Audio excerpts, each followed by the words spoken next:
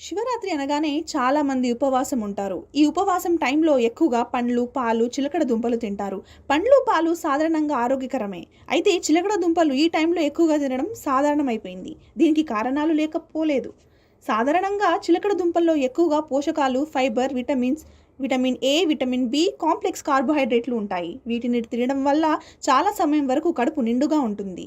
ఎక్కువగా ఆకలి వేయదు. అందులోని ఫైబర్ కంటెంట్ ఉండడం వల్ల చాలామందికి దీనివల్ల క్యాలరీలు తీసుకోవడానికి తగ్గిస్తుంది. ఈ కారణంగానే బ్లడ్ షుగర్ లెవెల్స్ కూడా ఒక్కసారిగా పెరగవు. చిలకడ దుంపల్లో ఎక్కువగా ఫైబర్ ఉంటుంది. దీనివల్ల సరిగ్గా జీర్ణమవుతుంది. అదేవిధంగా కడుపు నిండిన ఫీలింగ్ ఉంటుంది. ఎక్కువసేపు ఆకలి కాకుండా ఉంటుంది. అందుకనే చాలామంది ఉపవాసం సమయంలో చిలకడ దుంపల్ని ఎక్కువగా తింటారు.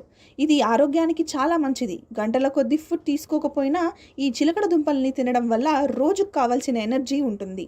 దీనికి కారణం ఈ దుంపల్లో విటమిన్ బి6, vitamin C, vitamin D, iron, zinc, మెగ్నీషియాలు ఉంటాయి.